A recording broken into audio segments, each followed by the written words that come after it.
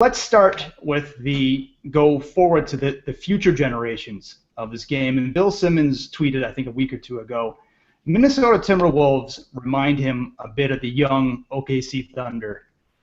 Justin, what do you think of this roster and how it's been assembled?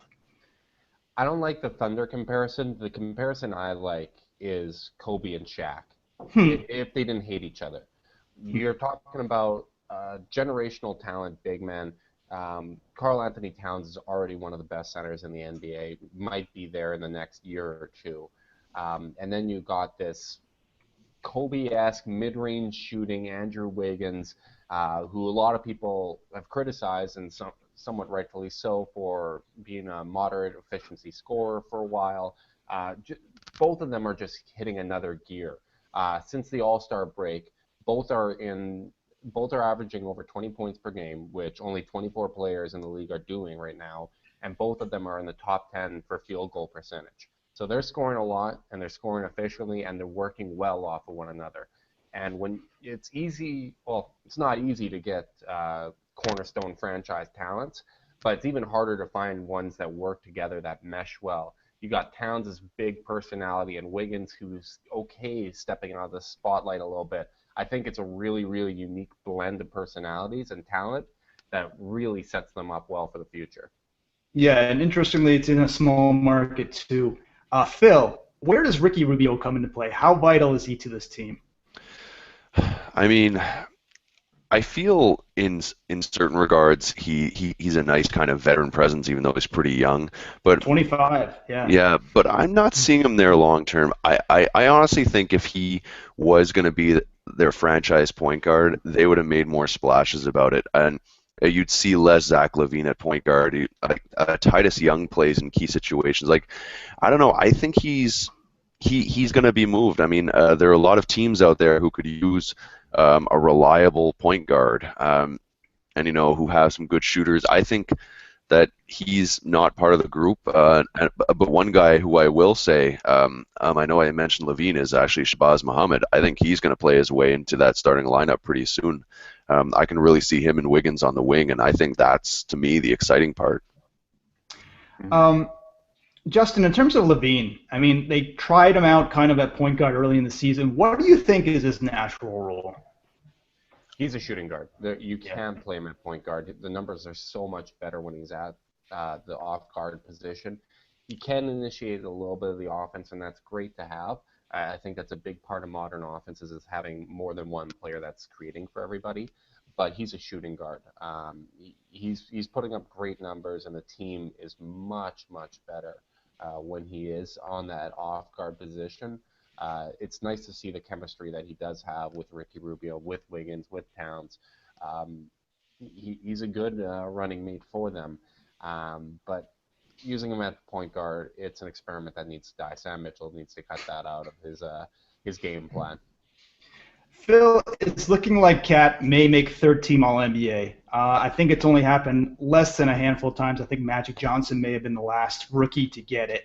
Where do you think he stands among rookies all time? I mean, rookies all time, it's tough to say, but I mean, the very fact, as Justin alluded to, that he can step in and be a presence right away. He is one of the best centers in the game, and if you like, I kind of say it this way: like, if you had to play that, let's redraft a team. How high does he go? I bet you he goes top 10. Like if you're talking actually overall, future, like all players in the league. Well, I mean, yeah, I mean, if you're talking really long term, because there's a big gap between top 3, top 5, like. Yeah, no. I mean, I'm just being safe because there's some guy who's going to pick Kevin Durant at 27, 28 just because he's thinking short term, right? But yeah, I mean, he's one of those guys that when you look at his game, his poise. I mean, we've spoken at length on this guy before, but I just think it's so scary the way, above all his other talents, just the way he sees the game and is in the right spot, not freaking out all the time. He just looks like one of those guys that he right now is the best Timberwolf in my mind, and whenever I watch the Timberwolves, I have a hard time saying he's not the best player on the floor, no matter who they're playing against. Like there's some teams the other way, and this is him figuring out the game. Like, this is the first time he's playing some of these centers. He's going to get to play some of these guys 2-3 times now, right? Like, imagine next year, once he's played the DeAndre Jordans 3-4 times, now he gets to go back and look at film of him against Jordan. And now he gets to add that 3-4 points a game. He gets to do all this. I think he's one of those guys that we're going to look at in the kind of the LeBron James kind of esque, like he's going to be that guy for the next, like him, Anthony Davis, and some other guys for the next 10 years, where you're just like, wow, like he's going to be the face of the league. He's got the personality for it, and I'm just thankful for Andrew Wiggins, like you alluded to, that he can be the Robin to the Batman finally, because I think that's the perfect role for him. Getting back to Wiggins, in terms of his defense, Justin, where do you think he stands? I mean, I think he's been quite inconsistent this year as a second-year guy compared to what he was doing initially last year. He is much, much more inconsistent. I believe he ranks 89th out of shooting guards, qualified shooting guards, and defensive real plus minus. I think overall he's I think 385 or something overall in the NBA for real plus minus, defensive real plus minus. He still shows a lot of the defensive potential that we saw last season. Yeah, he can lock guys up on certain possessions. The ability is all there.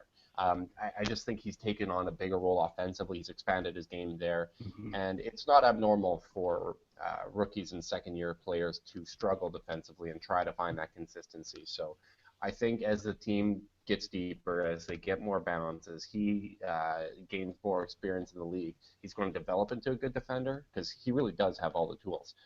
But as far as his actual impact, he's been a negative overall on the defensive end this season.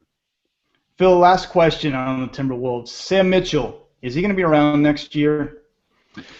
I don't think you can mess with this. I think there are a lot of good coaches out there, but I don't know if I'd really play off this. I mean, I can see the lure of a lot of other guys, but if these guys are growing at this pace under him, I don't know if you risk that chemistry. And this is one of those teams that, you know, and the one thing we haven't mentioned is they're going to get another really high draft pick this year, presumably, right?